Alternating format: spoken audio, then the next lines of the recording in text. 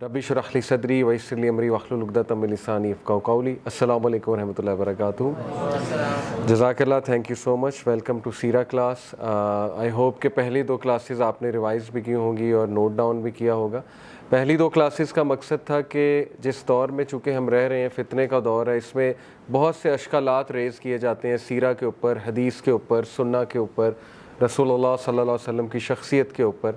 تو بڑا ضروری ہے کہ ہم ایکچوئل سیرہ پڑھنے سے پہلے واقعات چونکہ بچپن سے پڑھتے آ رہے ہیں ہم, میری تھوڑی سی اپروچ یہ ہے کہ آپ لوگوں کو keeping in mind 21st century کے جو چیلنجز ہیں اور جو پریکٹیکل ایک آپ کہہ لیں اسپیکٹ ہے سیرہ کا, اس پہ میرا زیادہ زور ہوگا, کیونکہ ایونٹس اور ان کی ڈیٹس اور ڈیٹیلز الحمدللہ بچپن سے ہم پڑھتے آ ہی رہے ہیں رفلی.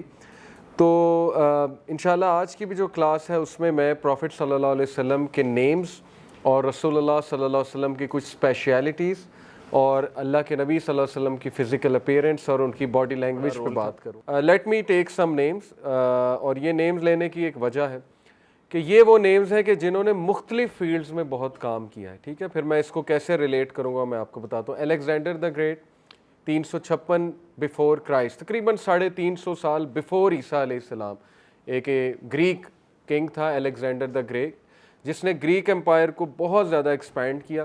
اور مسلم ہسٹورینز کچھ مسٹیک کرتے ہیں, ذوالقرنین کو الیگزینڈر دا گریٹ بنا دیتے ہیں, حالانکہ الیگزینڈر دا گریٹ بالکل کلیئر ہے وہ ذوالقرنین نہیں تھے. عبداللہ یوسف علی جو ہیں بہت بڑے مسلم ہسٹورین بھی کہہ لیں, اور قرآن ٹرانسلیشن ہے ان کی اچھی ہے, ان سے مسٹیک ہوئی. تو ابھی بھی کچھ لوگ الیگزینڈر دا گریٹ سمجھتے ہیں وہ ذوالقرنین تھے, حالانکہ ذوالقرنین تو ایرانی بادشاہ تھے اگر آپ ان کی جو ہے وہ تاریخ پڑھیں, اور بہت بڑا رول ہے ذوالقرنین کا. بنی اسرائیل جو ہے وہ بڑی رسپیکٹ کرتے تھے ذوالقرنین کی. Anyway, Alexander the great emperor. Julius Caesar کا نام آپ نے سنا ہوگا, ٹھیک ہے, جولیس سیزر یہ آپ کہہ لیں کہ رومن امپائر کی بنیاد کھڑی کرنے والا جولیس سیزر تھا, اور تقریباً یہ حضرت عیسیٰ کے 60 سال پہلے تھا جولیس سیزر. یہ چار نام جو میں لے رہا ہوں نا, یہ ہے خاص domain, military strategist and conquerors and politicians, آپ سمجھ لیں جنہوں نے کانکرنگ کی ہے, بہت ہیوج لیول پہ کانکر کیا ہے لینڈز کو. سن تزو کا نام سنا آپ نے, Sun Tzu, Chinese emperor, 500 before Christ, SUNTZU, Sun Tzu. اور اس کی ایک کتاب ہے آرٹ آف وار, یہ جنرل تھا, کمانڈر تھا, جنرل تھا, اور آرٹ آف وار کتاب ابھی تک پڑھی جاتی ہے اس کی کتاب. چائنیز جو ہے نا وہ پیپر بڑی جلدی ایجاد کر لیا تھا چائنیز نے, یہ چائنیز کو کریڈٹ جاتا ہے. ٹھیک ہے, تو کتابیں بڑی ہیں ان کے پاس, چائنیز کے پاس ابھی تک بہت سی ان کی کتابیں محفوظ ہیں. وان کلاسوٹس, یہ جرمن ملٹری لیڈر ہے. وان کلاسوٹس 18th سینچری کا, اس کا بہت نام ہے اس میں, ملٹری آپ کہہ لیں کمانڈرشپ میں یا ملٹری اسٹریٹجی میں, اور بینگ اے کانکرر, وان کلاسوٹس. پھر انٹلیکچوئل سائڈ پر آئیں تو ایرسٹوٹل ہے, پلیٹو ہے, گیلیلیو ہے, جنہوں نے دنیا کی ہسٹری کو بہت زیادہ امپیکٹ کیا ہے. پھر اگر ہم آ جائیں تھوڑا سا ایڈمنسٹریشن کی سائڈ پر, پولیٹیکل اسٹریٹجیز کی سائڈ پہ, ٹھیک ہے نا, ایک ہوتا ہے کانکرر اور ملٹری اسٹریٹجسٹ, ایک ہوتا ہے سیاست دان, پولیٹیکل بندہ, ایڈمنسٹریٹو بندہ. اس میں آگسٹس سیزر ہے جو گورے جس کو بہت ریور کرتے ہیں, آگسٹس سیزر. یہ ایکچولی تاریخ میں مشہور ہے نا کہ جولیس سیزر کو مارا تھا اس نے, آگسٹس سیزر نے اس کو اسیسینیٹ کیا تھا, پھر بن گیا تھا, خود ہی ایمپرر بن گیا تھا. تو آگسٹس سیزر ہے. میکیاویلی ہے, Machiavelli Italian diplomat, author, philosopher, 15 century کا. میکیاویلی کا نام میرے اس لیے میں نے آپ کو بتایا کیونکہ جو رینیسنس ہے, ہی از دی فادر آف رینیسنس, آپ کہہ لیں ایک قسم کا. رینیسنس سمجھتے ہیں کون سی موومنٹ؟ یورپ کو کہہ لیں جب اندھیروں میں تھے نا وہ, تو اندھیروں سے نکال کے روشنی میں جب وہ آئے تھے, ان کی جو روشنی کی ڈیفینیشن ہے, ظاہر ہے انڈسٹریل ایج اور ماڈرن جو تھاٹس ڈیولپ ہوئے, فری انکوائری ڈیولپ ہوئی, فری انکوائری کا اسپرٹ وغیرہ وغیرہ, اور یہ ایکچولی رینیسنس کی ایج میں ہوا تھا. ٹھیک ہے, رینیسنس کے بعد پھر ماڈرنزم آیا, پھر ماڈرنزم کے بعد ایج آف انڈسٹریلائزیشن آیا, اور اس کے بعد پھر ظاہر ہے پوسٹ ماڈرنزم کا دور چلا. آج ہم پوسٹ ماڈرنزم کے دور میں چل رہے ہیں, یہ تاریخ ہے, ہیومن ہسٹری ہے. تو خیر اس کا نام بڑا آتا ہے میکیاویلی کا, یہ اٹالین تھا, اور یہ ون آف دا فاؤنڈرز کہہ لیں, یا ون آف دوز جس نے بنیاد رکھی تھی رینیسنس کی. گاندھی کا نام آتا ہے, بہت نام آتا ہے اس کا, بینگ این ایڈمنسٹریٹو لیڈر کا, پولیٹیکل اسٹریٹجسٹ کا, یس گورے بھی بہت ریور کرتے ہیں گاندھی کو وغیرہ وغیرہ. کاؤنٹ ریچلیو یہ چیف منسٹر تھا 16ویں صدی میں, اور کلرجی یہ ایک آپ کہہ لیں اوپن مائنڈیڈ کلرجی کہتے ہیں جو ریلیجس لیڈر ہوتا ہے, تو یہ اوپن مائنڈیڈ ایک ان کا اسکالر تھا اس دور میں کاؤنٹ ریچلیو, اور اس نے بھی بہت زیادہ رول پلے کیا ہے آئیڈیاز اور فری تھنکنگ کو پروموٹ کرنے میں, تو اس کا بھی نام جو ہے وہ آتا ہے جب بھی گوروں کی آپ ہسٹری پڑھیں گے. اور اسی کے آئیڈیاز سے آگے جو ہے پھر وہ فرینچ ریولوشن وغیرہ کی بھی ریلیشن ہے. ہنری کسنجر کا نام سنا آپ نے؟ ہنری کسنجر جو 20ویں صدی کا امریکن ڈپلومیٹ پولیٹیشین ہے, ہنری کسنجر بہت فیمس نام ہے. اچھا یہ جو ٹائپ ہے نا کاؤنٹ ریچلیو اور ہنری کسنجر, یہ ہیں ڈپلومیٹس جن کو جب آپ ڈپلومیسی کے فیلڈ سرچ کریں گے نا, ابھی تک میں نے کیا کیا بتایا, ملٹری اسٹریٹجسٹ اینڈ کانکررز کی ایک فیلڈ بتائی, اس میں نے الیگزینڈر, جولیس سیزر, سن زو اور وان کلاسوٹس کے نام لیے. پھر میں نے آپ کو ایک فیلڈ بتائی ایڈمنسٹریٹو اینڈ پولیٹیکل اسٹریٹجسٹ کی, ان میں اگسٹس سیزر ہے, میکیاویلی ہے, اور اس میں گاندھی ہے. اس کے بعد میں آپ کو ابھی بتا رہا ہوں ڈپلومیٹک اسٹریٹجسٹ کی, تو اس میں کاؤنٹ ریچلیو اور ہنری کسنجر کا بہت بڑا نام آتا ہے. اب ہم بات کرتے ہیں ذرا ماڈرن فائنینشیل ایکسپرٹس کی یا بزنس انالسٹ کی یا بہت بڑے انٹرپرینورس کی, تو وہ نام تو آپ کو آنے ہی چاہیے. وارن بفے کا نام سنا؟ دنیا کا 5واں امیر ترین آدمی, ٹھیک ہے, وارن بفے.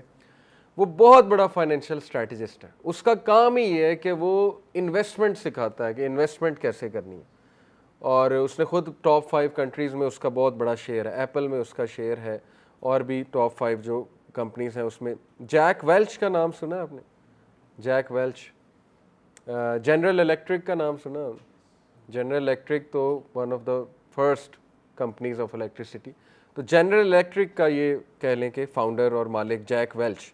تو باقی ایڈیسن وغیرہ تو ظاہر ہے وہ ان کا بھی بڑا رول ہے, لیکن اس کا بہت امپیکٹ ہے جنرل الیکٹرک والے کا. اور بزنس اسٹریٹجسٹ میں بات کریں تو اسٹیو جابس کا نام سر فہرست آتا ہے, ٹھیک ہے. تو یہ نام میں نے ایک ریزن کی وجہ سے لیے, ایک تو یہ کہ to test your history knowledge, ہمیں کتنا نالج ہے پتہ ہونا چاہیے کہ تاریخ میں کون کون لوگ گزرے. اگر میں بیوروکریسی کی بات کروں تو میکس ویبر, جو کرنٹ بیوروکریٹک سٹرکچر ہے نا جو آپ کو نظر آ رہا ہے, scale system, BS1 BS2 BS17 سنے میں کبھی یہ اسکیلس کہ 17ویں گریڈ کی نوکری آئی ہے, 18ویں گریڈ کی نوکری آئی ہے, اس میں پروموشن سسٹم, اس میں KPIs یعنی پرفارمنس انڈیکسز بنانا اور کیسے اگلے کو پروموٹ کرنا ہے, اور بیوروکریٹک جو آپ کو پورا نظر آ رہا ہے, وہ میکس ویبر اس کا فادر ہے. فادر آف بیوروکریسی اسے کہتے ہیں, میکس ویبر کو. گوروں کو یہ سارا سسٹم جو ہے وہ میکس ویبر جرمن تھا, اس نے دیا, ٹھیک ہے. تو اسی طرح ہربرٹ اسپینسر کا ایک نام ہے, وہ سوشولوجی میں جو ماڈرن سوشولوجی ہے اس کا فادر کہہ لیں. اسی طرح سگمنڈ فروئڈ جو ہے وہ فادر آف ماڈرن سائیکالوجی ہے. جتنی بھی سائیکالوجی آ رہی ہے سگمنڈ فروئڈ کو اس کا کریڈٹ جو ہے وہ دیا جاتا ہے. تو یہ نام آپ کو پتہ ہونے چاہیے کیونکہ یہ لوگ کچھ ایسے تھے کہ جنہوں نے ہسٹری پہ بڑا امپیکٹ ڈالا. اینی وے یہ سارے نام میں نے اس لیے لیے کیونکہ یہ مختلف فیلڈ سے ان سب کا تعلق ہے, اور یہ نام لینے کی وجہ یہ ہے کہ یقین کریں کہ جب آپ ان لوگوں کی بایوگرافی پڑھیں گے اور ان کے ایٹریبیوٹس دیکھیں گے, پازیٹیو ایٹریبیوٹس جو بہت دبنگ ایٹریبیوٹس تھے ان کے, اور ان سارے ایٹریبیوٹس کو بھی ملا لیں گے, تو یہ سب مل کے بھی رسول اللہ کا مقابلہ نہیں کر سکتے صلی اللہ علیہ وسلم کا. The diplomacy, the diplomatic strategies of رسول اللہ, دا ملٹری اسٹریٹجیز آف رسول اللہ صلی اللہ علیہ وسلم, the political and economic strategies of رسول اللہ صلی اللہ علیہ وسلم. انشاءاللہ یہی تو میں نے آپ کو بتانا نا کہ وہ کس لیول کی اسٹریٹجیز تھیں. دیکھیں کوئی فیلڈ اٹھا لیں آپ, دنیا کی کوئی فیلڈ, ان فیلڈس کے آپ کو نام بھی پتہ ہونے چاہیے. ایک بہت بڑی فیلڈ ہے کنفلکٹ ریزولوشن کی, ٹھیک ہے. وہ سب سے پہلا سوال انٹرویو میں ایک مینیجر سے کرتے ہی ہیں کہ تم کنفلکٹ ریزولوشن, پہلی بات کنفلکٹ ریزولوشن ہوتا کیا ہے, ڈیفائن اٹ. اس کے بعد یہ کہ how you will ensure conflict resolution. ہر جگہ, ہر کمپنی میں, ہر اسکول میں, ہر ادارے میں کنفلکٹس ہوتے ہیں, مینیجریل کنفلکٹس, امپلائیز کے آپس میں کنفلکٹس, ٹھیک ہے نا. تو کیسے سالو کراؤ گے, وہ کیا طریقہ ہے کنفلکٹ ریزولوشن کرانے کا. آپ رسول اللہ صلی اللہ علیہ وسلم کی سیرت سے کنفلکٹ ریزولوشن سیکھیں, اس سے زبردست اسٹریٹجیز آ ہی نہیں سکتی پروفٹ صلی اللہ علیہ وسلم کی سیرت سے. اوکے, میں آپ کو ایک حدیث سناتا ہوں, اور اس حدیث میں ڈیزاسٹر مینجمنٹ بھی ہے اور کنفلکٹ ریزولوشن بھی ہے, دونوں چیزیں اس میں آپ کو نظر آئیں گی. ایک شخص رسول اللہ صلی اللہ علیہ وسلم صحابہ کی موجودگی میں مسجد نبوی میں جو ہے وہ یورینیٹ کرنا شروع کر دیتا ہے, سنیے, اور صحابہ جو ہے وہ اس کو مارنے دوڑتے ہیں. اللہ کے نبی صلی اللہ علیہ وسلم صحابہ کو روکتے ہیں اور کہتے ہیں لیٹ ہم فنش, یعنی ان کا کمپوزر آپ چیک کریں, بینگ اے لیڈر, اور ان کا لیٹ ہم فنش, یعنی اسے پورا کرنے دو. جب وہ کر چکا تو سب سے پہلا سٹیپ کیا تھا؟ بڑی ہی حیران کن ایک وہ سیکوینس ہے حدیث میں. سب سے پہلا سٹیپ تھا, اللہ کے نبی صلی اللہ علیہ وسلم نے کہا کہ یہاں پانی ڈالو, اور اس کے بعد اللہ کے پہلا تھا صحابہ کو روکا, لیٹ ہم فنش, اس کے بعد کہا یہاں پہ پانی ڈالو, اور اس کے بعد اس بندے کو ایڈوائز کی اور کہا کہ مسجد پاک جگہ ہے, یہاں پر ایسے نہیں کیا جاتا. اور اس شخص کو سمجھ آ گئی, اور ایسی سمجھ آئی کہ اس نے کہا کہ آئی لو یو یا رسول اللہ, something like this, context یہ حدیث کا کہ یہ لوگ تو, اگر یہ لوگ ہوتے تو شاید میں مزید متنفر ہوتا, لیکن آپ کی وجہ سے مجھے آپ کی جینٹلنس سے بات سمجھ آ گئی. دس از کنفلکٹ ریزولوشن. کیا سٹیپس ہیں اس میں؟ سٹیپ نمبر 1 کہ جب ایک بندہ, دیکھیں یہ یورینیشن ایسی چیز ہے, آپ کو ہم سب کو پتہ ہے کہ اگر اس کے درمیان کسی کو سٹاپ کر دیا جائے تو وہ لڑائی کے چانسز تو بڑھ جائیں گے نا. تھوڑا سا اگر ہم اس کو ڈیپ سوچیں, ٹھیک ہے نا, وہ ساری سچویشن ہی بگڑ جائے گی. اگر آپ نے اس اسٹیٹ میں ایک بندے کو جو ہے وہ جا کے مارنے لگ گئے تو وہ تو سچویشن اور بگڑی, ٹھیک ہے. دوسری چیز یہ کہ اس کے بعد سب سے پہلے وہ جو ڈیزاسٹر ہوا ہے اس پہ سب سے پہلے رسول اللہ صلی اللہ علیہ وسلم نے ایکشن لیا ہے کہ اس کو صاف کرو, تاکہ وہ مزید پینک نہ پھیلے کہ ڈیزاسٹر تو یہیں ہے, ڈیزاسٹر تو یہیں ہے, لوگوں کی توجہ وہاں پہ نہ جائے کہ ڈیزاسٹر تو وہیں کا وہیں ہے. اور پھر اس کو بہت پیار سے, بہت جینٹل طریقے سے سمجھایا ہے. اس میں اتنا زبردست مینجمنٹ کا رول ہے, کنفلکٹ مینجمنٹ کا, کہ بھائی ایک بندے کو ڈانٹنے سے پہلے یہ تو دیکھ لو اس کو رولنگ بھی پتہ ہے کہ نہیں پتہ. ہماری مسٹیک ہی ہوتی ہے, ہم اگلے کی بے عزتی کر کے رکھ دیتے ہیں اور یہ سوچتے نہیں کہ بھائی اس کو پتہ بھی ہے کہ نہیں پتہ ہے. پہلے یہ تو جان لو کہ اس کو یہ غلطی نظر آ رہی ہے کہ نہیں آ رہی ہے. یہی ہمارے ٹیچرز مسٹیک کرتے ہیں, یہی ہمارے پیرنٹس مسٹیک کرتے ہیں, یہی ہم مسٹیک کرتے ہیں ہر ایک کے بارے میں ڈیل کرتے ہوئے. رسول اللہ کی کنفلکٹ ریزولوشن یہ تھی کہ پہلے اگلے کو پرنسپل سمجھاؤ, اس کے پیچھے اس کو بتاؤ اس میں غلطی کیا ہے, اس کے بعد وہ غلطی کرے گا تو پھر اس کو ہم فیڈ بیک دیں گے اور پھر جا کے ہم اس کو ریپریمنڈ بھی کریں گے, اگر اس کو کوئی پنشمنٹ بھی دینی پڑی وہ بھی کرنی پڑے گی. تو ہمارا کلچر جو ہے اس میں یہ چیز مسنگ ہے, اس میں ایمپتھی مسنگ ہے ہم سب میں. اور اترتے ہی کہیں پہ ہمیں کوئی حادثہ نظر آئے, اترتے ہی ہم اگلے پہ بلیم کرتے ہیں.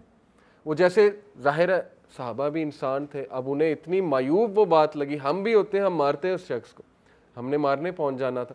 تو صحابہ کا وہی انسٹنٹ ری ایکشن تھا کہ یہ کر کیا رہا ہے, لیکن اللہ کے نبی صلی اللہ علیہ وسلم ڈیپ وزڈم اور جو ہے وہ مینجمنٹ کی پیک, اور اللہ کے نبی صلی اللہ علیہ وسلم کا کمپوزر آپ چیک کریں کہ نہیں, ٹھہر جاؤ, لیٹ ہم فنش, اس کو کرنے دو.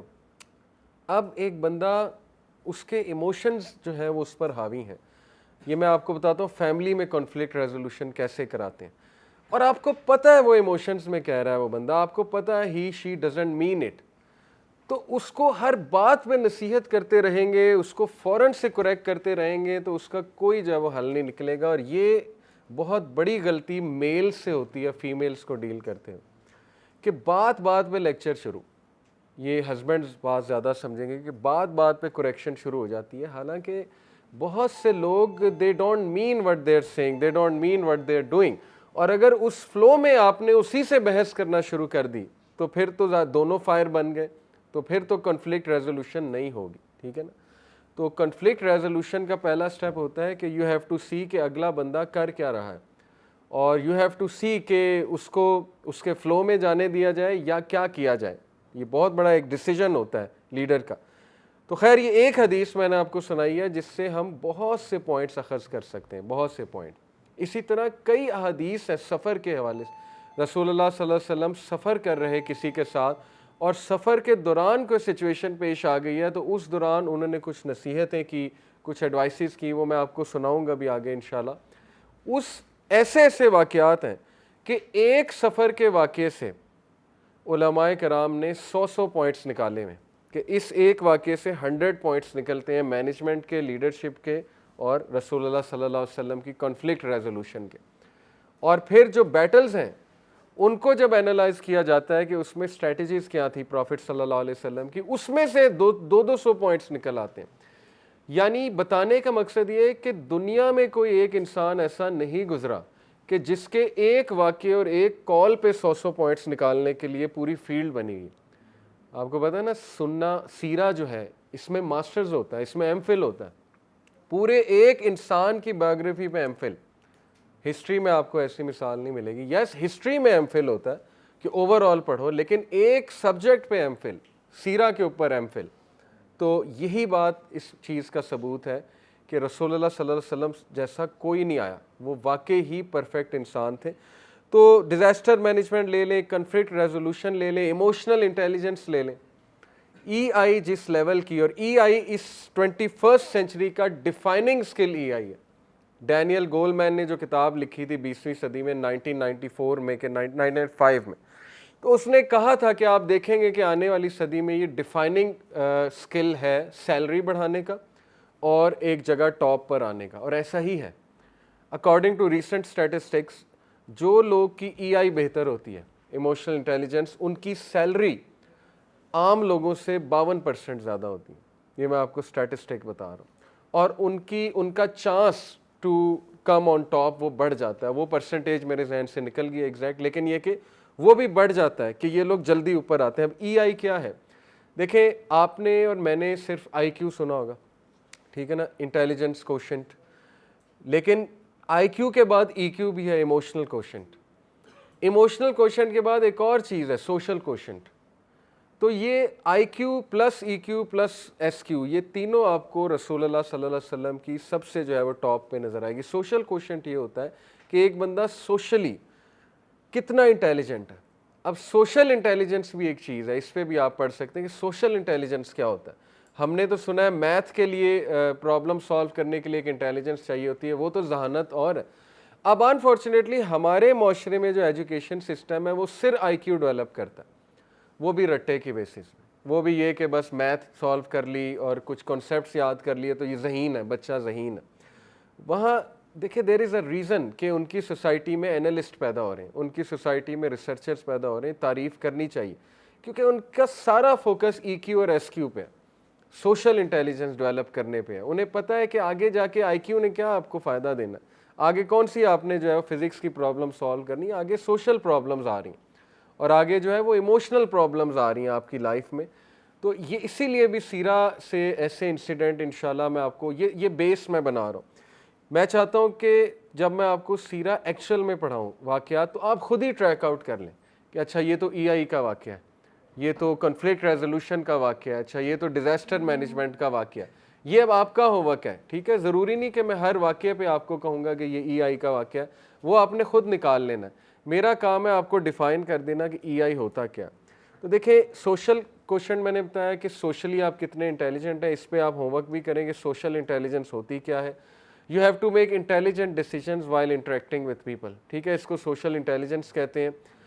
ایموشنل انٹیلیجنس ایک بہت بڑا اسکل ہے, ڈیفائننگ اسکل ہے. ایموشنل انٹیلیجنس ان شارٹ یہ ہے جو ایرسٹوٹل نے کہا تھا کہ anyone can be angry, it's easy. Anyone can be angry, it's easy. But to be angry at the right time, at the right person, in the right manner, that is not easy. یہ بہت زبردست کوٹ ہے اگر آپ اس پہ غور کریں کہ غصہ ہر کسی کو آ سکتا ہے, لیکن صحیح بات پہ آنا, صحیح وجہ سے آنا, صحیح ٹائم پہ آنا اور صحیح بندے پہ آنا, یہ ہر ایک کے بس کی بات نہیں. اور اسی کو ای آئی کہتے ہیں, اسی کو ایموشنل انٹیلیجنس کہتے ہیں. یعنی ان شارٹ حالات کی صحیح انٹرپریٹیشن کرنے کا نام ای آئی ہے, ایموشنل انٹیلیجنس ہے.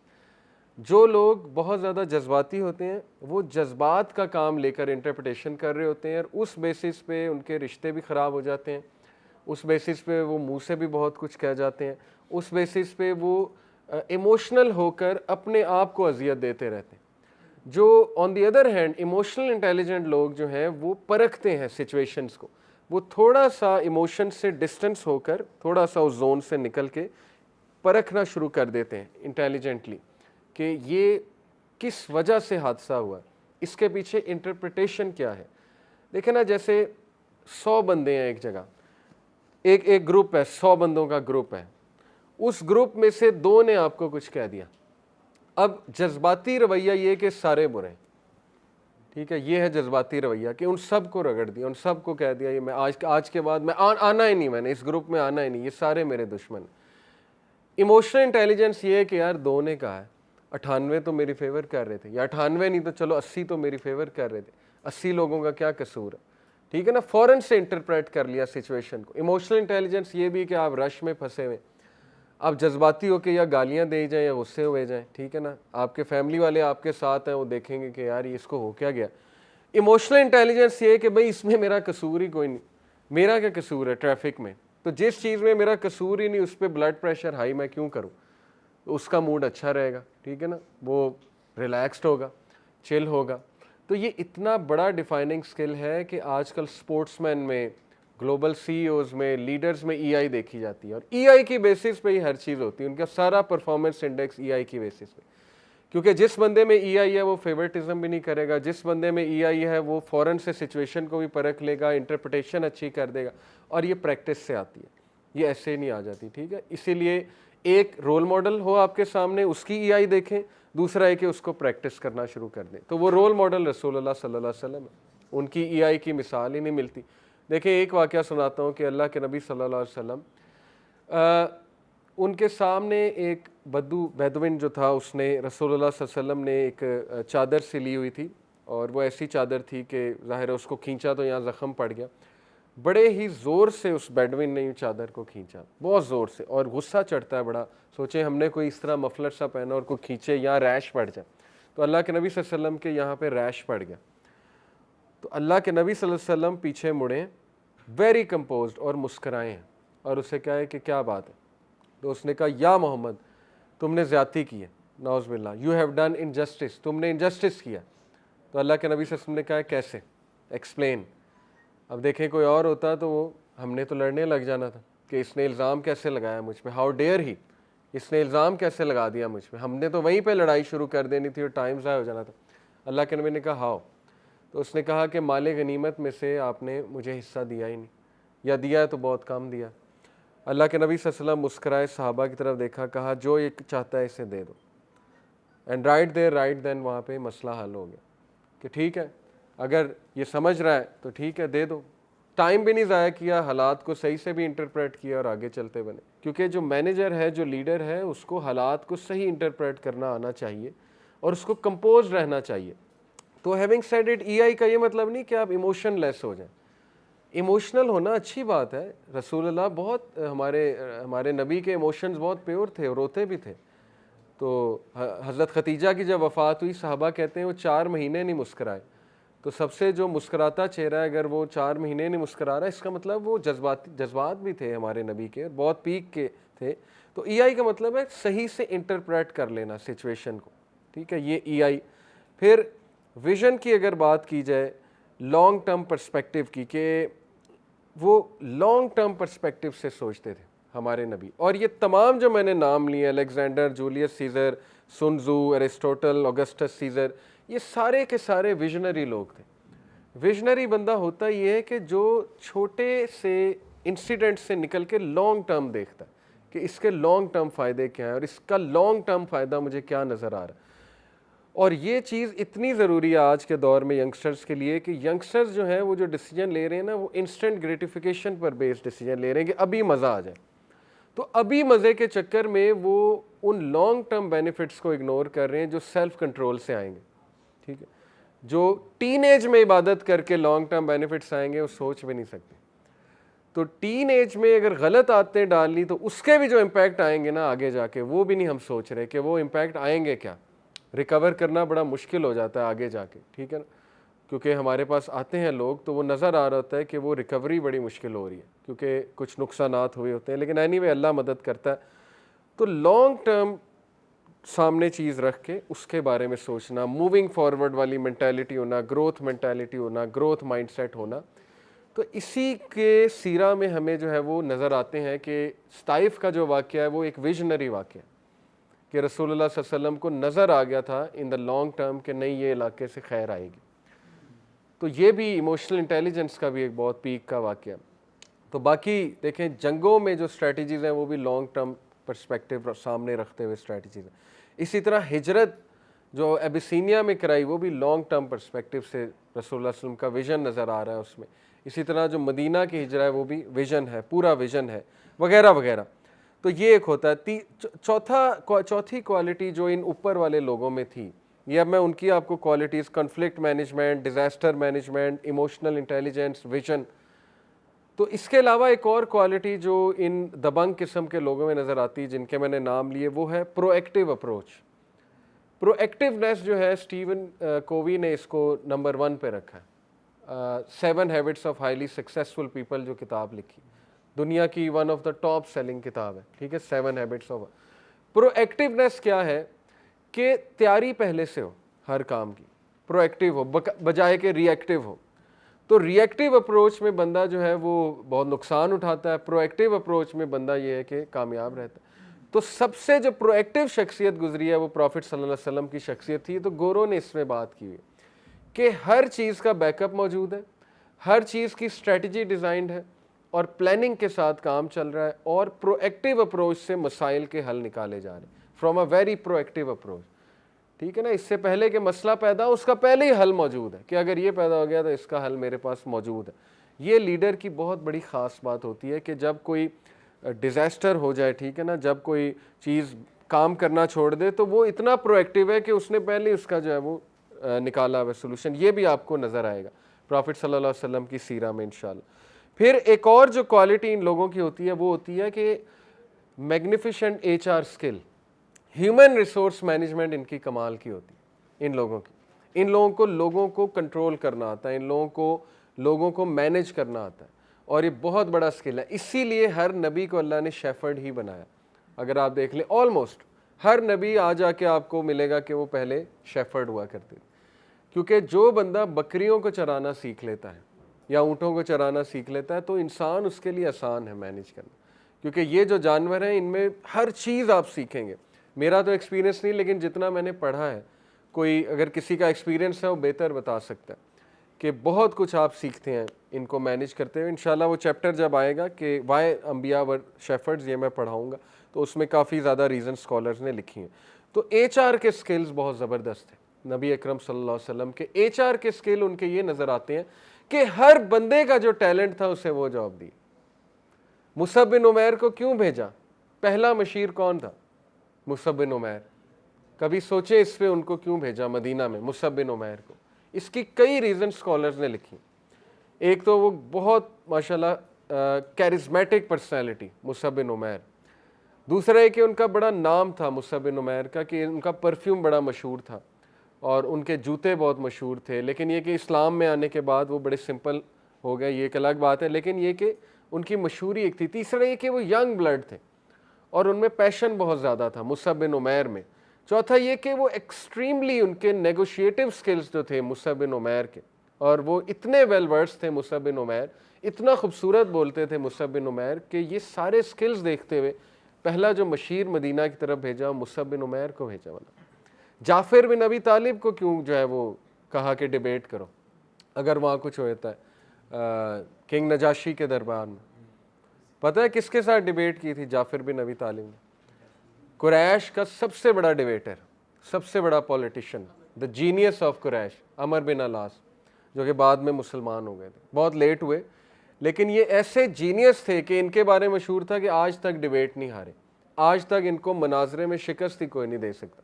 لیکن جعفر بن طالب کے الفاظ میں اللہ نے ایسی برکت ڈالی, لیکن اس کے پیچھے رسول اللہ صلی اللہ علیہ وسلم H R control, H R manager, پتہ تھا انہیں کہ جعفر بن ابی طالب جو ہیں he is well versed, he can speak. اسی طرح ابو ہریرہ کا ٹیلنٹ کہ حدیث پڑھو, حدیث جمع کرو, وہ ڈھونڈ لیا کہ یہ ملٹری کا بندہ نہیں ہے, یہ جو ہے وہ والا بندہ ہے جس کو علم کا بہت شوق ہے, جو ایک انٹلیکچوئل ہے, جو ایک ایکیڈیمک ہے. اور دیکھیں وہ اپنے سکل میں کتنا گرو کیے ابو ہریرہ, کہ کئی بار فاقے آتے تھے اور ابو ہریرہ کے پاس پہننے کو کچھ نہیں ہوتا تھا, لیکن وہ جہاں رسول اللہ کچھ پڑھا رہے ہیں وہ پہنچ جاتے تھے, کچھ بھی چھوڑ کے پہنچے ہوتے تھے. اسی طرح خالد بن ولید کو ٹائٹل دے دیا سوارڈ آف اللہ. حضرت ابن عباس کو ریکگنائز کر لیا مفسر قرآن, ٹھیک ہے نا. ہاں اللہ کی طرف سے انہیں یہ بصیرت تھی، وزڈم تھا، اللہ کی طرف سے بھی ڈیزگنیٹڈ رولز تھے، لیکن یہ کہ ہمارے نبی کا اس میں بہت زبردست ایچ آر کا نالج نظر آ رہا ہے کہ knowing your team, knowing your people, knowing your family, knowing what is the talent of others. تو یہ کہ انسان ہاں کبھی کبھی غلط بھی ہو سکتا ہے کسی کا ٹیلنٹ ڈھونڈنے میں، بٹ یہ کہ جتنی اس کی کوشش ہو، جتنا وہ اینالائز کر سکے کرے اپنے لوگوں کو. اور لاسٹ جو ان میں کوالٹی نظر آ رہی وہ ہیومن ڈیولپمنٹ کی ہے. ایچ آر تو ہے نا مینیج کیسے کرتے ہیں آپ اپنے ہیومن ریسورس کو، لیکن جو ہیومن ڈیولپمنٹ ہے وہ ایک الگ فیلڈ ہے. کئی لوگ ایچ آر میں اچھے ہوتے ہیں لیکن ہیومن ڈیولپمنٹ میں پور ہوتے ہیں، ان کو ڈیولپ نہیں کرنے آتے اپنے بندے. رسول اللہ صلی اللہ علیہ وسلم نے جس طرح صحابہ کو ڈیولپ کیا ہے مشنز دے دے کے. اسامہ بن زید کا نام سنا آپ نے؟ حضرت اسامہ کو رسول اللہ صلی اللہ علیہ وسلم نے، ابھی وہ 17-18 سال کے تھے، تو ایک ایکسپیڈیشن پہ بھیجا کہ 17-18 سال کے بچے کو آپ کرسچنز کی طرف بھیج رہے ہو جو اتنے زیادہ ایڈوانس تھے، ان کی ویپنری اتنی ایڈوانس تھی. تو رسول اللہ صلی اللہ علیہ وسلم نے کہا کہ ان کو پنش کرنے کے لیے، کیونکہ وہ قبیلہ تھا نا غالباً جس نے وہ مسلمانوں کو کہا کہ جی ہماری طرف بھیجو کچھ قرآن سکھانے لے، اس کے بعد ٹریچری کر کے انہیں مار دیا. تو اللہ کے نبی کو شدید غم پہنچا تھا. بہرحال وہ ایکسپیڈیشن نہیں جا سکا، اور حضرت ابو بکر نے سب سے پہلا کام کیا کیا، کیونکہ وہ ٹرینڈ رسول اللہ کے تھے، انہیں پتا تھا کہ میں نے آتے ہی پہلا کام، انہوں نے کہا سب سے پہلے اسامہ تمہارا ایکسپیڈیشن جائے گا. پہلا کام تھا یہ آفس سنبھالتے ہی، یعنی محبت کی انتہا ابو بکر صدیق کی. تو حضرت عمر نے اور باقی صحابہ نے ذرا سائڈ پہ لے جا کے کہا کہ اسامہ ذرا ینگ ہے، آپ کسی اور کو بھیج دیں. تو ابو بکر صدیق نے حضرت عمر کی داڑھی پکڑ لی غصے سے اور کہا کہ may you lose your mother. یہ بہت غصے میں انہوں نے، یہ عربی ایک محاورہ ہے کہ may you lose your mother, are you challenging رسول اللہ ڈیسیجن، کیا تم مجھے رسول اللہ کے جو ہے وہ متعین کردہ شخص کے بارے میں کہہ رہے ہو کہ میں اس کو چینج کروں. تو حضرت عمر ایک دم کانپ گئے. یہ بھی دیکھیں نا صحابہ کے کنفلکٹس کیسے ریزولوٹ ہو جاتے تھے، کیونکہ ہر کنفلکٹ کا جو سلوشن تھا وہ اپنے نبی کے کال میں سمجھتے تھے اور وہ ہمیشہ قرآن سے لیتے تھے، تو اس لیے وہ چپ کر جاتے تھے، وہ آگے سے بحث ہی نہیں کرتے تھے. تو اس پہ وہ کانپ گئے، انہوں نے کہا کہ ہاں یہ بات تو میرے ذہن میں ہی نہیں تھی. تو اس لیے رسول اللہ صلی اللہ علیہ وسلم exactly knew how to grow his companions, اور اپرچونیٹیز انہیں کیسے دی جائیں اور انہیں ڈیولپ کیسے کیا جائے. ٹھیک ہے، یہ بھی ایک بہت بڑا سکل ہوتا ہے. تو بہرحال یہ سارے سکل ذہن میں رکھتے ہوئے اور اوپر کے جو میں نے گریٹ نیمز لیے ہیں یہ ذہن میں رکھتے ہوئے جب ہم سیرت پڑھیں گے تو واقعی آپ کہیں گے کہ رسول اللہ صلی اللہ علیہ وسلم جیسا تو کوئی بھی نہیں. ایک شخص میں یہ سارے سکل کیسے ہو سکتے ہیں، اور ایک شخص اتنا امپیکٹ. دیکھیں نا ایسے ہی تو مائیکل ایچ ہارٹ جو ہے وہ پاگل تو تھا نہیں کہ اس نے جو ہے وہ نمبر 1 رسول اللہ صلی اللہ علیہ وسلم کو اور جیزس کرائسٹ کو نمبر 3 پہ رکھا، اور جو ہے آئزیک نیوٹن کو نمبر 2 پہ رکھا. اس نے کہا کہ میری مجبوری ہے، میں کیا کروں، مجھے پتہ ہے کرسچن ناراض ہوں گے لیکن میں کیا کروں. جب میں تاریخ کی طرف دیکھتا ہوں تو مجھے محمد سے زیادہ سکسیسفل انسان ہی نہیں نظر آتا صلی اللہ علیہ وسلم، مجھے ان سے زیادہ جینیس نظر ہی نہیں آتا جس نے ہسٹری پہ اتنا بڑا امپیکٹ ڈالا ہے اور جو ہر فیلڈ کے ماہر تھے. تو یہ ہے ایک بیک گراؤنڈ انشاءاللہ. اب ان چیزوں کو مد نظر رکھتے ہوئے جو ہے نا وہ آپ نے دیکھنا ہے کہ واقعات سے آپ کو کیا کیا مل رہا ہے. نیمز کی کوئکلی بات کر لیتے ہیں. دیکھیں میں نے آپ کو بتایا احمد اور محمد نیم یہ بڑے اسپیشل نیمز ہیں، اور محمد نام بنی اسرائیل کو بتایا گیا تھا اور احمد نام جو ہے وہ عیسیٰ علیہ السلام کے لوگوں کو بتایا گیا تھا. احمد میں جو ہے وہ کیا ہے، کوالٹی آف پریز. احمد جو ہے وہ کوالٹی آف پریز کو ڈینوٹ کرتا ہے، اور جو محمد ہے صلی اللہ علیہ وسلم وہ کوانٹٹی آف پریز کو ڈینوٹ کرتا ہے. تو محمد کا مطلب ہے کہ ایک شخص جس کی انفائنائٹ پریز، یعنی کہ کوانٹٹی اتنی زیادہ ہے، اس کی پریز کی کوانٹٹی اتنی زیادہ ہے کہ آپ گننے بیٹھیں گے تو آپ کو شاید جو سالوں لگ جائیں کہ اس شخص کی کتنی پریز کی گئی ہے. اور احمد کا مطلب ہے کوالٹی آف پریز، کہ ایسا انسان جو بذات خود پریز ہے، ڈیفینیشن آف پریز ہے، یعنی اس سے پریز کی باقی ڈیفینیشنز نکلیں گی کہ اچھا یہ پیرامیٹرز ہوتے ہیں. تو یہ بہت یونیک نام ہے. ٹھیک ہے، محمد اور احمد. پھر ایک نام نبی اکرم صلی اللہ علیہ وسلم کا الماہی. الماہی کا کیا مطلب ہوتا ہے؟ الماہی کا مطلب ہوتا ہے کہ the one جس کو اللہ استعمال کر کے کفر کو وائپ آؤٹ کرے گا. الماہی کا مطلب ہے وائپ آؤٹ کرنے والا. کس چیز کو وائپ آؤٹ کرنے والا؟ کفر کو، اندھیروں کو وائپ آؤٹ کرنے والا. یہ نبی صلی اللہ علیہ وسلم کا ایک نام ہے. اور جیسے اللہ کے نبی صلی اللہ علیہ وسلم نے کہا کہ تھرو می اللہ ول وائپ آؤٹ کفر. اب دیکھیں یہ بھی ایسپیکٹ سوچیں کہ حدیث میں آپ کو بہت سی ایسی چیزیں ملیں گی کہ اللہ کے نبی کہہ رہے ہیں کہ مجھے اللہ نے حکم دیا ہے کہ میں لڑوں. یہ بہت آگے کی حدیث ہے جب جہاد فرض ہو گئے تھی, یہاں تک کہ کفر مٹ جائے. اب اس کو جو ہے وہ کوئی بھی اسلاموفوب یا گورا لا سکتا ہے کہ یہ دیکھو جی وہ تو وار لارڈ تھے, نعوذ باللہ. وہ ساری اگنور کر دیں گے پچھلے جو 15 سال کے پیس میکر والی ہسٹری ہے اور جو انہوں نے کوششیں کی پیس میکنگ کی, اور وہ ایک رینڈم چیز پکڑ کے کہیں گے یہ دیکھو یہ کیا لکھا ہو. تو بات یہی ہے کہ دیکھیں کفر جو ہے وہ ہیومن ڈسٹرکشن کی روٹ کاز ہے. جو شرک اور کفر ہے وہ ہیومن ڈسٹرکشن کی روٹ کاز ہے. شیطان اپنی عبادت میں لگاتا ہے انسانوں کو, اور یہ سب سے بڑا کفر ہے, اور شیطان ہمارا نقصان کراتا ہے. آپ ہسٹری پڑھ لیں, جتنی بھی وارز ہوئی ہیں وہ سب سے پہلے جو وارز ہوتی تھی وہ اسی بات پر ہوتی تھی, پاور پالیٹکس پہ, ابھی بھی بلکہ اسی بات پر ہوتی ہیں, یا وہ اس ریزن پہ ہو رہی ہوتی تھی کہ فلانے کا خدا کوئی ہے, فلانے کا خدا کوئی, اس بات پہ لڑائیاں چل رہی ہیں, یا پاور ڈومینیشن کی وارز چل رہی ہیں. تو توحید سب کو یونائٹ کرتی ہے, ایک اللہ کی عبادت کرو, تم سب اللہ کے بندے ہو. اس لیے یاد رکھیں کہ کفر جو ہے یہ روٹ کاز ہے آف ایوری ایول, اور کفر انسانیت کی ڈسٹرکشن ہے. دیٹس وائی ہی از الماہی, کہ وہ مٹانے آیا کفر کو, اور کفر جب مٹ جائے گا تو ہیومنز میں یونٹی قائم ہو جائے گی. ہیومن بینگز جو ہیں وہ سیلف اس پہ فلفلمنٹ کی طرف جو ہے وہ آ جائیں گے. تو آپ دیکھیں کہ رسول اللہ صلی اللہ علیہ وسلم کے تھرو اللہ تعالیٰ نے صفحہ ہستی سے کفر اس طرح مٹایا, عرب لینڈ سے, عرب کے بعد پرشیا سے مٹایا, اس کے بعد عراق کے علاقے سے, اس کے بعد شام کے علاقے سے, اس کے بعد پورا ناردرن افریقہ کے بعد اسپین. یعنی اس لیول پہ کفر مٹا ہے. اور الحمدللہ آج ہم مسلمان کیوں ہیں؟ صحابہ اگر نہ آتے چل کے سب کانٹیننٹ تک, ہمارے آباء اجداد نے تو اسلام قبول نہیں کرنا تھا, پتہ نہیں ہم مسلمان ہوتے کہ نہیں ہوتے.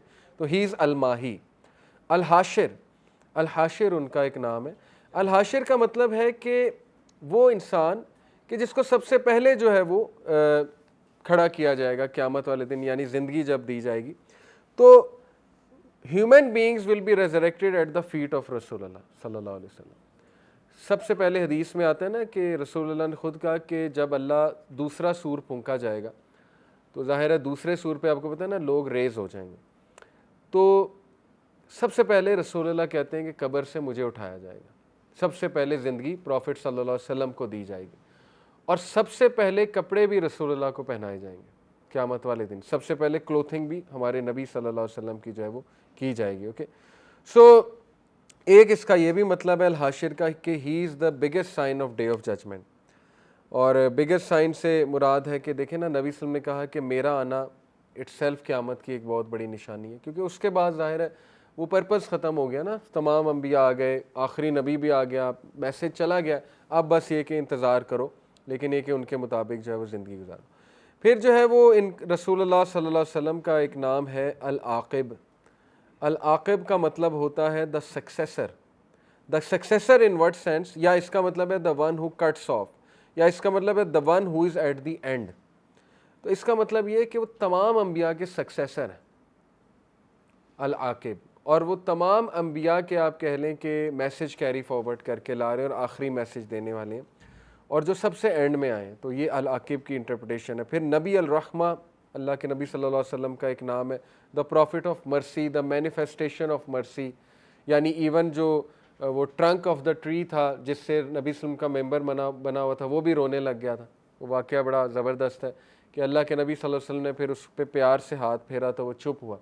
تو ایون درخت رویا کرتے تھے, یعنی جس درخت کو رسول اللہ ہاتھ لگا دیتے تھے اور اس کے بعد اس درخت کو بہت عرصے تک کسی نے ٹچ نہ کیا تو وہ روتا تھا کہ مجھے پروفٹ کو مس کر کے. کیمل رو پڑا ایک دن پروفٹ صلی اللہ علیہ وسلم کو جب دیکھا اس نے, تو اس نے پھر شکایت لگائی اپنی زبان میں اپنے مالک کی, اور اللہ کے نبی صلی اللہ علیہ وسلم نے اس کے مالک کو بلا کے پھر تھوڑا سا ریپریمینڈ کیا کہ تم اس کو جو ہے حفاظت نہیں کرتے اس کی.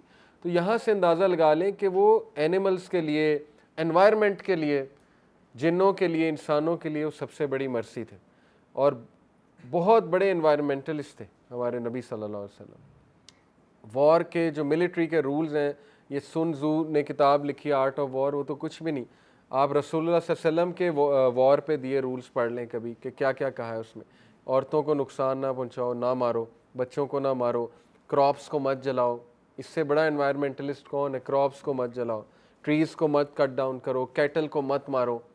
یہ رولز ہیں ہمارے نبی کے دیے ہوئے. بوڑھوں کو کچھ نہ کہو, بوڑھوں کو سیف پیسج دو, military rules, can you believe it. تو آج ڈرون اٹیک ہوتا ہے, سب کچھ جل جاتا ہے, ٹھیک ہے. وہ گوروں کے اصول آپ کے سامنے, اس کو وہ کولیٹرل ڈیمیج میں ڈال دیتے ہیں. تو وہ نبی الرحمہ ہے.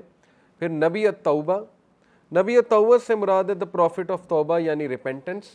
اس کی امپلیکیشن یہ ہے کہ جو بھی ان پر ایمان لائے گا اللہ اسے معاف کرے گا. اٹ سیلف ایمان لانے سے معافی ہو جائے گی. اتنا بڑا جو ہے وہ بینیفٹ ہے. کیونکہ دیکھیں سفارش کرنی ہے, اللہ کے نبی صلی اللہ علیہ وسلم نے میجر سینرز کی بھی سفارش کرنی. ہم سمجھتے ہیں سفارش صرف نیک لوگوں کے لیے, ایسا نہیں ہے. جو بہت گناہ گار لوگ ہیں سفارش ان کے لیے بھی ہے, لیکن یہ کہ ان کا عقیدہ ٹھیک ہو. جو بدعتی لوگ ہیں, بدعت جو ہے وہ ہوتا ہے کہ کسی دین کے کسی جو ہے وہ اس میں آپ ایڈیشن کوئی کر دیں, وہ ایک الگ ٹاپک ہے بدعت کیا ہوتی ہے. لیکن یہ کہ عقیدہ ٹھیک ہونا چاہیے. گناہ گار بندے کی بھی بالکل سفارش موجود ہے.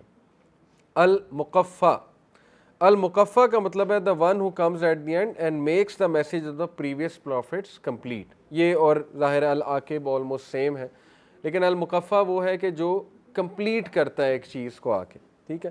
اور رسول اللہ صلی اللہ علیہ وسلم نے ان کی ٹیچنگز کو کمپلیٹ کیا. اور the one who makes the message of the previous prophets not needed anymore, جو منسوخ کر دے, یعنی اتنے روبدار پروفٹ کہ ان کے آنے سے پریویس ٹیچنگز منسوخ ہیں, اب وہ فالو نہیں کرنی, اب یہی فالو کرنی ہے جو میں لے کر آیا, جو اللہ کے نبی صلی اللہ علیہ وسلم کو اللہ نے دی. نبی الملاحم, نبی الملاحم سے مراد ہے the prophet that will signal lots of trials.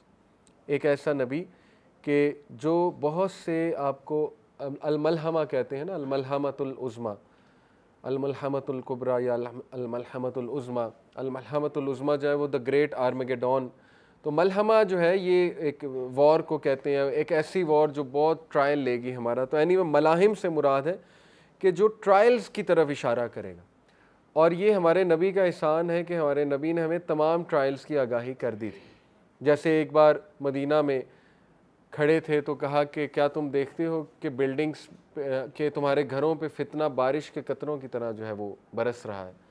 تو یہ کس طرف اشارہ تھا؟ واللہ عالم. وائی فائی, بارش کے قطرے, سیٹلائٹ سگنلز بھی ہو سکتے ہیں, یا بارش کے قطرے لٹرلی فتنے ہو سکتے ہیں بارش کے قطروں کی طرح. لیکن وہ تو دیکھ لیا نبی صلی اللہ علیہ وسلم نے اور بتا بھی دیا کہ یہ تو اتنی پرابلم ہو جائے گی تمہارے گھروں میں کہ بچنا مشکل ہو جائے گا. پھر دیکھیں یہ بتایا کہ قرب قیامت میں جتنا ان ایکٹیو رہو گے اچھا ہے. In active in the sense کہ جتنا جو آج کا کریٹڈ ورلڈ ہے اس میں ان ایکٹیو. کہا گھروں سے زیادہ باہر نہ نکلنا, کہا بازاروں کی طرف اتنا نہ جانا. ہر ایڈوائس تو موجود ہے, وہ الگ بات ہے ہم اس میں عمل نہیں کرتے ہیں. اسی طرح بتایا نا کہ قرب قیامت کے یہ سائنز ہیں تو بچ کے رہنا. عربز ول کمپیٹ, ننگے بدن والے جو بیدوینز ہیں, بدو, وہ بڑی بڑی بلڈنگز میں کمپیٹ کریں گے. یہ ایک سائن بتا دیا.